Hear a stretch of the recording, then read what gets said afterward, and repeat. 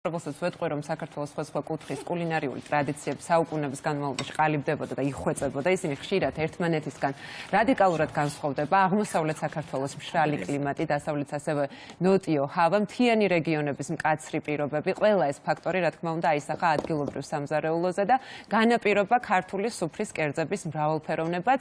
ახლა ჩვენი გადაცემის შემდეგ სტუმარს მინდა რომ მოვუხმო სტუდიაში ეთნოგრაფი, ისტორიის დოქტორი ნოდარ შოშიტაშვილი. ჩვენი გადაცემის სტუმარი, რომელიც უფრო დეტალურად მოგვიყვება უკვე ქართულ სამზარეულოზე, რომელ კუთხეს, რომელი კერძი გამოარჩევს. ბატონო, მოგესალმებით. პირველ რიგში, ესე ყველა ქართველს ნამდვილად შეუძლია დაიკვეხნოს საქართველოს ნებისმიერი კუთხიდან. რომ ეს ქართული სუფრის მრავალფეროვნებით გამოირჩევა მისი კუთხე. მოდი დავიწყოთ საუბარი ქართული კერძების აი ამ მრავალფეროვნებაზე. საინტერესოა საუკუნეებთან ერთად როგორ იქმნებოდა, ვითარდებოდა, იხვეწებოდა ეს ყველაფერი და რა შეგვიძლია ვთქვათ იგივე ადგილობრივ სამზარეულოზე, რომელიც ყველა კუთხისთვის ნამდვილად ესეთი განსხვავებული, დამახასიათებელი, ძალიან გემრიელი და ღირებულია. ქართული ტრადიციული სამზარეულო, ქართული კერძები გამორჩეულია მსოფლიოში. ეს თანდათან გაიცნო უკვე სამყარომ, გაიცნო უკვე მსოფლიომ, უკვე აღიარა კიდევაც და ერთ-ერთი ჩვენი ხალხის მიღწევა ეს სფერო. არქიტექტურასთან ერთად, სიმღერებთან, ხალხურ სიმღერებთან და ცეკვასთან ერთად, სხვადასხვა მიღწევებთან, ქართული ტრადიციული სამზარეულო ერთ-ერთი ასე ვთქვათ ბრენდია.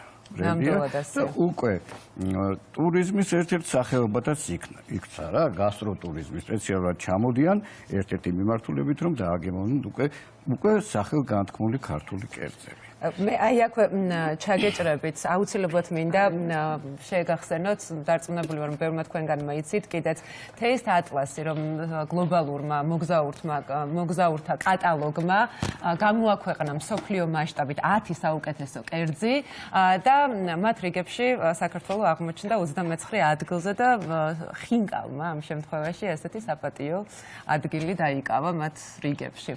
ხო, სუბიექტურია მაინც რა თქმა უნდა, ესეთი რეიტინგები ყოველთვის სუბიექტურია, მე რომ მკითხოთ, ცოტა არაობიექტური არის.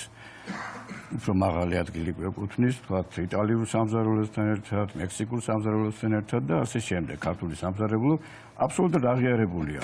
მით უმეტეს ტრადიციული მაღალი იქნება ცნობადობა, ალბათ ეს პროცესები აუცილებლად მოხდება. ეს თანდათანობით პროგრესში მიდის ასეთი ცნობადობა და ახლა სადაც მაგალითად ისეთი ცნობილი და გავლენიანი გამოცემა, როგორც არის New York Times-ი, ჩვენ ვიცით რომ პერიოდულად იქ იწერება ხოლმე, ხო, გარკვეული სტატიები ქართულ კულინარიასთან და სამზარეულოსთან დაკავშირებით და აი, მაგალითად იგივე ერთ-ერთი სტატია, სადაც განიხილავდნენ ხინკალს და მის სახეობებს, აი აქაც ხინკალი მოხსენიებული იყო, როგორც კულინარიის ნამდვილი აღმოჩენა. შესაბამისად, მე მგონი რომ აი ეს ძვრები უკვე დაწყებულია და პროცესები. ერთ-ერთი შედევრია ხინკალი. მართლაც გეთანხმებით, ხინკალი აღმოსავლეთ საქართველოს მთიანეთისა.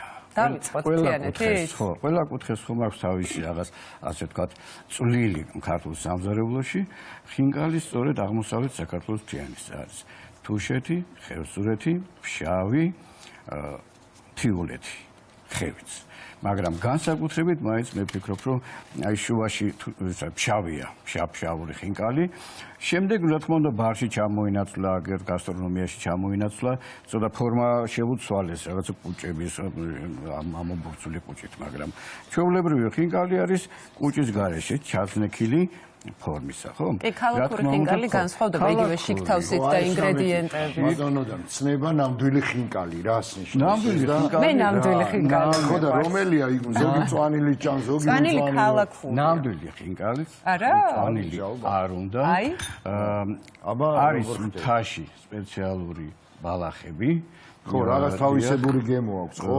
კულიავი მაგალითად, აუცილებლად ეს ხევში, მთიულეთში კულიავია, ტყიურას ეძახიან ფშავში. ასეც ესეც ველური ბალახია და აი სწორედ ამას უმატებენ აი ამ შემთხვევაში და თავისებურ პიკანტურ გემოს აწყობს. კი ბატონო, ბატონო და ეხლა როგორც წესი ჩვენთან თბილისში როდესაც აკეთებენ არის გატარებული, ხო? მანქანაში იქ რამდენადაც მე ვიცი არ არის. სულელად დაკეპილი. ძალიან სულელად დაკეპილი. ხანჯალი ახლა მთაში მოგეხსენებათ აუცილებელი ატრიბუტი იყო ესეთი სუფთა კუნძზე მამაკაცი კეპავს წვრილად რა თქმა უნდა დანარჩენი ქალის საქმეა ცხომის ვთქვათ მოზელა ხო ცხომს ზევს ქალი წყალი ფქვილი სხვადასხვა ძალიან საინტერესო თემა როდესაც ფქვილია და წყალს შეცოლქმარებას ეძახიან თაში. ბატონო? შეცოლქმარება.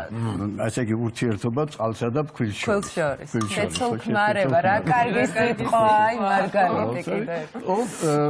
ძიმერ ცოლი უნდა იყოს, მაგარი ცოლი უნდა იყოს აუცილებლად ამ შემთხვევაში. მე მგონი შენსა და გომის შორის ეგ ურთიერთობა მყარდება და ყალიბდება ეხლა შეცოლქმარება.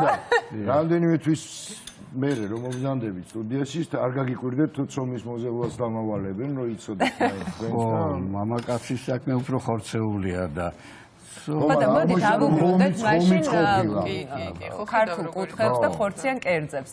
იცი მე მაინც მგონია რომ ვერ ამოვწურეთ ეს ხინკალი თუ ამოვწურეთ. ხო, ნუ აქ რა თქმა უნდა ეს რიტუალური ნაოჭი რამდენი უნდა ქონდეს მაშინ. ხო, რამდენი ამაზე დაომიდის რა თქმა უნდა, რაც შეიძლება ესეთი ოპტიმალური არის 16, 17, 18 აი ესეთი ნაოჭი. სილამაზესაც აქვს თავისი ესთეტიკას აქვს თავისი მნიშვნელობა. დიასახლისები არიან რომ საოცარ ისეთ ხელოვნებით ახვევენ ამ ხიკას რომ პირდაპირ მიგიტაცებს გარდა გემოვნებისა, ხო, ვიზუალის აუცილებელია საჭიროა. ისე ვიზუალურად განსხვავდება თაში ისეთი პატარა და წვრილი კეცდება. წვრილი და ჩაზნექილი კუჭი არა აქვს. მე საოცარია ეს კუჭი რაც ხელით რო დაიჭირო, რასაჭიროა. აბსოლუტურად ეს ზედმეტი. ეს არის მოდი ერთად ვიტყვი და ამოვწურავ ამ თემით ფაქტობრივად. წვნიანი უნდა იყოს რა თქმა. ხინკალთან დაკავშირებულ ამბებს ბატონ ნოდარს კი აქვს სურვილი რომ მეტად პოპულარული იყოს ქართული კერძები მსოფლიო მასშტაბით, მაგრამ არსებობს გარკვეული კვლევები აი ერთგვარი რეიტინგები რომელი კერძია ყველაზე პოპულარული მსოფლიო მასშტაბით ქართულ კერძებს შორის უბრალოდ და აი პირველ ადგილზე აქაც მაგალითად ხინკალი არის, მერე არის ხაშლამა, შემდეგ ჩახოხბილი და ბოლოს ჩაქაფული. აი ესეთი რეიტინგი მეოთხე ადგილზე უკვე ჩაქაფულია. მაგრამ ამ შემთხვევაში ჩვენ გვაქვს საუბარი ხორციან კერძებზე. ხორცია ჩვენი ყურადღების ობიექტი. ხო, ზოგიერთი ნელ-ნელა მივიწყებული. მაგრამ ვამზადებთ ხარჩოს. მოდი ამაზეც ვისაუბროთ, რა ტრადიციები არსებობდა საინტერესო. აი ფერებთან მიმართებაში იგივე თეთრია, ყვითელია. დასავლეთ საქართველოს მატერიალური კულტურის, დასავლური კულტურის ნიმუშია. სამეგრელო, იმერეთი, გურია, მცირეოდენი განსხვავებით რა თქმა უნდა. ახლა ჩვენი მომხიბლელი მზარეული, როდესაც ხარჩოს აკეთებს, მას როგორც ვთქვათ, კვაწარახს არ უშვება. არა. იმერული ხარჩო კვაწარახით არის აუცილებელი. ლიკუნა მეგრელი ხარია. დიახ.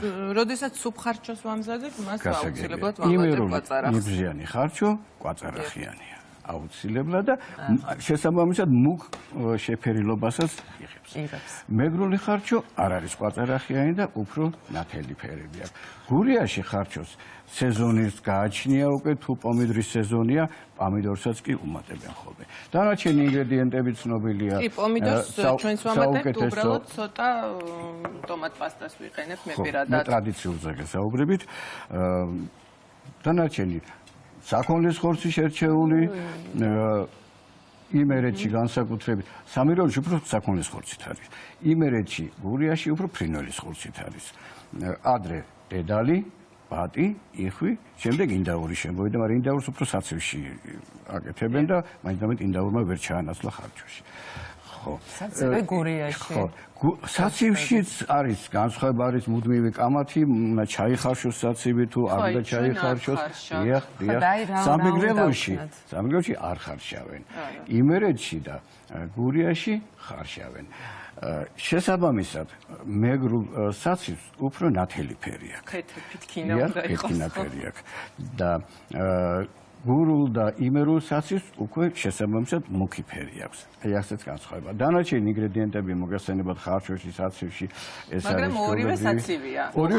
ორივე საცივია. აქ არის მცირეოდენი ნიუანსები.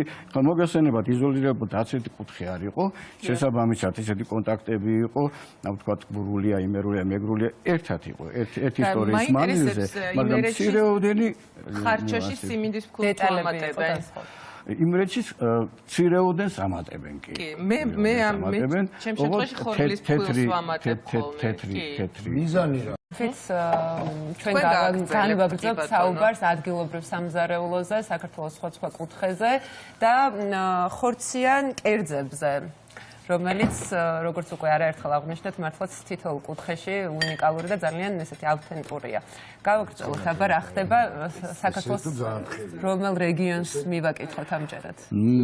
გეთანხმებით, მე იმიტომ რა ქართული სამზარეულო ტრადიციული უნიკალური რომ სხვადასხვა კუთხეებმა თავისი წვლილი შეიტანეს. თავისი რაღაცა მიგნებები შეიტანეს და ერთად მოიყარა ქართულ სამზარეულოში. ქართკახეთი მაგალითად, ხო? და მსგავსი თბილისი, მე-19 საუკუნის თბილისი წარმოვიდგინოთ. აგერ ჩაქაფული, საოცრება, ბატკნის, თოხლის, ხბოს ჩაქაფული, ხო? მთელი აი ამ მწვანილების ფეიერვერკით და ტარხუნით, საოცრება. იგივე, ვთქვათ, ჩანახი, რომელიც ცოტა მივიწყებულია თითქოს თბილისურ კახულ ქართლური ხორცი, ბადრიჯანი, პომიდორი, კარტოფილი და მწვანე, ხო?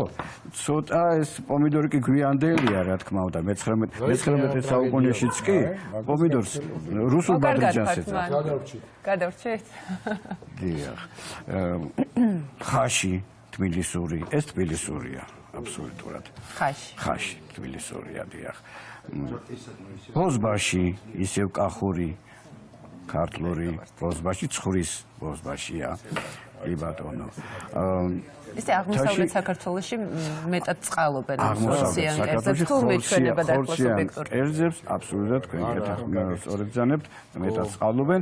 დასავლეთ საქართველოში უფრო ფრინველი ჭარბობს. აღმოსავლეთ საქართველოში ცხვარი და საქონელი და ღორი. ნუ ღორი ყველგან არის, რა თქმა უნდა, იმიტომ რომ ესეთი რიტუალური ცხოველიც არის საშობაო საახალწლო და ყოველთვის ქართლში მაგალითად ყველგან ყაურმა კეთდებოდა, ხო? როდესაც შობის დროს დაკლავდნენ ხოლმე ყაურმა. ხევში ასევე ყაურმა კეთდებოდა, ოღონდ ჩობან ყაურმას უწოდებდნენ, ხო, იქ სხვა ტექნოლოგია იყო. დასავლეთ საქართველოში ვთქვათ, რაჭაში. აი, მაგალითად აჭარაში მაგალითად რა კერძებს ვაწყდებით ყოველთვის? აჭარაში მე გეტყვით, რომ ძირითადად მაინც რძის პროდუქტების გადამუშავებით არის. მაგრამ ქვემოთ უფერ ქობულეთის მხარეში იახნი არის.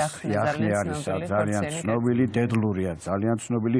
იახნი იმდენად ცნობილი და რიტუალურია, რომ როდესაც პატარძალი მოვიდოდა ხოლმე, შემოვიდოდა ოჯახში, ხო? კაი იახნის გაკეთება თუ იცოდა, ესე იგი ოჯახში ინკორპორაცია ხდებოდა და გამოდგებოდა ეს ქალბატონი ოჯახში. ისე გეტყვით, რომ გემოვნური თვისებებით ხარჩოს გავს იახნი. გამისინჯავთ იახნი? ხო, ხარჩოს გავს. მეც ეს ტრადიცია ვიცი, რომ სწორედ აი ამის მიხედვით აფასებდნენ სარძლოს. დიახ. თქვათ, რამდენად გაამართლებდა ის მომავალში. თქვათ, ამ ტრადიციის შესახებ ჩვენ შუადღეს ეთერში გქონდა სიუჟეტი ჩართვა აჭარიდან.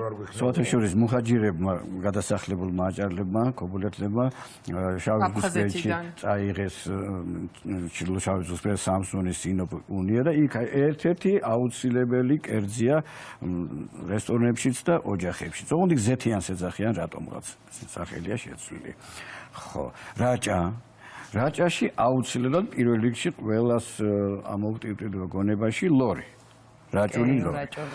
ღორი ყველგან გამოყავდათ, მაგრამ აღმოსავლეთ საქართველოში უფრო მშრალად გამოყავდათ, დამარილებული, გამოფენდნენ შემდეგ უკვე გაზაფხულით და აი როგორც ხამონია, ხო, დაახლოებით ასეთი ფორმისა. რაჭაში შებულვა იცოდნენ, ეს თავისებურ ელფერს აძლევს ლეჩხუმში სხვათა შორის და როგორ ხდება ლობიანსაც და საოცარი თხლად დაჭრილი მოხარშული რაჭული ლორი თითქოს მზის სხივები უყურებაო თითქოს შედიშტაბეჭდება რჩება ხო და რაჭაში აუცილებლად უნდა ნივით და ქათმით გაკეთებული რა ქვია შქმერული ხო, შქმერული. აი შქმერული, ლორი, ჩაქაფული, ხარჩო, აი რომელმაც თბილისში და თანამედროვე, ასე ვთქვათ, ქართულ სამზარეულოში მყარად დაიმკვიდრა ადგილი, დიახ. მერული საოცარი თავისი ტექნოლოგიით და ასე შემდეგ. იმერეთში ხო იმერეთზე ვთქვა ხალეულია ძირითადად ხო წარმოდგენილი ხალეული საოცარი ქვეყანა, მაგრამ პიკანტურია ბჟიტი ტყემალში და წიწილა უხმაყვალში. საერთოდ იმერული სუფრა ძალიან მაგარია. ხო, მე მგონი ერთ-ერთი გამორჩეული. მეც იმერლების ოჯახში ვცხოვრობ შესაბამისად. დავა. ყოველთვის არის საქართველოს კუთხე. კაი დავა რომ მიდის ხოლმე, კაი გაგები დავა, ბუნებასაჯობია, ვთქვათ, რომელ კუთხეში სამზარეულო რომელიც ერთიანი, მთლიანი ქართული, ხო? ხორცეული იმერეთში ნაკლებად არის, რა თქმა უნდა, მაგრამ აი ფრინველის აფხაზეთზე რას გვეტყვით? ხო, აფხაზეთი ძირითადად მეგრულს იმეორებს. ძირითადად აბსოლუტურად, იმიტომ რომ ძველი აფხაზები მოგეხსენებათ, რომ ადგილობრივი ავტოქტონები, აი მოსულები მე-16-მე-17 საუკუნეში გვაქვს გადმოვიდა იქიდან, კავკასიიდან. მეგრული კულტურა აბსოლუტურად, აი ვთქვათ, ციგანი. თუ ციგანი, რძეში მოხარშული ციგანი, ხო? ეს სამეგრელოს ერთ-ერთი ბრენდია, აზნაურთა, წარჩინებულთა, იმდენი რძესა უნდა კონდოთა რა. ნუგვარად ითვლებოდა და აფხაზეთიც არის. ძირძი, ასეთი არის, რა ქვია, რომელიც ასევე სადღაც აი დოს და მის დაკავშირებული სუნელებით პიტნიანი და ფაქტიურად პიტნიანი მაწონი სამეგრელოშიც და აფხაზეთში. აჯიკა, ახლა რანაირად ვთქვათ, მეგრულია თუ აფხაზური, ხო? დანარჩენი აჯიკისაგან განსხვავებით, აფხაზური და მეგრული აჯიკა იმით გამოირჩევა, შებოლილი წიწაკეთ. კი, თუმცა სამეგრელოში ხო. ადრე მოგახსენებათ შუაცეცხლიანი სახლები იყო. ფაცხა და საჯალაბო სახლი. ოდაში უკვე პიცარია და შუაცეცხლი აღარ არის, ხო? საჯალაბო სახლი, გოდორა სახლი, პიტაფიცარა, სოხანია. პირდაპირ მიწაზე დგას, ხო? შუაცეცხლია და კაჩაზე ჩამოკიდებულია. ჩამოკიდებული ყველი გვაქვს. სულგუნი ჩემბატონო, ჩამოკიდებულია შაშხი, ჩამოკიდებულია აპოხტი, დიახ, აპოხტი, მისი რა ქვია, გამოყვანილი ფრინველი, ხო? განსაკუთრებით მესხეთში არის ის აპოხტის კულტურა, განსაკუთრებით მესხეთშია. ბატის კულტურა არის მესხეთში. არა მხოლოდ ჩვენ მხარეს სამცხე-ჯავახეთში, არამედ მე მიმუშავია არტაანის მხარეში, კორლა არტაანში. აი ბატის პირდაპირ მთელი გუნდები ყავთ და სადღაც ნოემბრის თვეში კლავენ ამ ბატებს. დატოვებენ, რა თქმა უნდა, სანაშენოდ დაიტოვებენ და ჩამოკიდებენ შუაზე გადაშლიან და ჩამოკიდებენ და აშრობენ. და ერთ-ერთი სწორედ ბატის ხინკალი, აპოხტის ხინკალი იგივე სწორედ ეს გახლავთ ცომი ჩვეულებრივად, ოღონდ ძალიან პატარა ზომის ხინკლებია და ეს წვრილად დაკუწული აპოხტიც აპოხტარი გაგეკეთება. კი ბატონო. ისე მესხეთში ცომით ძალიან განსხვავებულია, ხო, ცომის დამუშავება მესხეთში როიციან. მესხური, ხაჭაპური ხო უამრავია საქართველოში და მესხური ხაჭაპური, ფენოვანი ხაჭაპური რაც არის, ხო, ფუცლოვანი ხაჭაპური ერთ-ერთი საუკეთესოა ფუძნეში. ნამდვილად ძალიან ხაჭაპური მარგალიტია ყველა კუთხეში შეიძლება ითქვას. და ამ ბოლო დროს კიდე განსაკუთრებით ლოკოკინას ბრენდი შემოვიდა, განსაკუთრებით მესხეთში. ბოლო პერიოდში ძალიან აქტუალურია. ესე იგი ჩვენ ამდენ ვსაუბრობთ ამ ხორციან კერძებზე და სარეკლამო ჭრის და პაუზის დროს ბატონ მიხეილი ამბობდა, რომ მე ვეგეტარიანელი ვარო. კი. ბოლო წლებია თუ უკვე ბევრი წელი ბავშვობიდან? იმიტომ რომ ხორციანი არა, იცი რა, ცხოველები მეწოდებოდა ყოველთვის ბავშვობიდან. ამიტომ მათი პატივისცემის გამო ამას არ ვეკარებოდი ხორცს. და ქართულ კერძებს შორის ყველაზე მეტად რომელი გიყვარდა? მე უფრო მეგრულის უფრო ძალიან მომწონს მათ საკვები. სხვა შორის აქეთ ვარ უფრო. იგრძნობა ეს თქვენ. ხაჭაპური და ასე შემდეგ, აი სადაც ხორცი ნაკლებად არის, ის არის საჭმელი. ხორცი სხვათა შორის არის ერთის მხრივ კი გასაგებია ბიოლოგიური კუთხით, რომ შემცველობა აქვს დიდი ცილების, მაგრამ მე დაგითხრა რომ 5 კაკალი რო აიღო, შემცველობა ზუსტად იგივე აქვს, რაც 1 კილო ხორცი. იგივე დავუშვათ თუნდაც ცილავ-ცილოვანი კუთხით. ბევრი რამ ჩვენ კიდე არ ვიცით. რით შეიძლება შევანართოთ, იმიტომ რომ მე საერთოდ არ ვარ მომხრე, რომ ამდენი ცხოველი დაიხოცოს, იმიტომ რომ ადამიანმა ისეამონოს. ეს ჩემი აზრია, არავის არ ვახო. თუმცა ხორციან საკვებს რომ ალბათ თავისი კულტურა აქვს, ეს კი ბატონო. მე მესმის. კარგი, ნელ-ნელა შევცვალოთ სასაუბრო თემა და გავარკვიოთ რა ხდება მოგეძიდაბავშია. ბატონო და თქვენ ძალიან დიდი მადლობა უნდა გითხრათ ესეთ საინტერესო ამბებისთვის ადგილობრივი სამზარეულოს ირგვლივ მართლაც ყოველთვის არ ვიცი რაც რამდენიც არ უნდა იცოდეთ თითქოს ადამიანმა საბოლოო ჯამში სულ ახალს და ახალს ვიგებთ ხოლმე და მადლობა თქვენ ამისთვის. მადლობა თქვენ.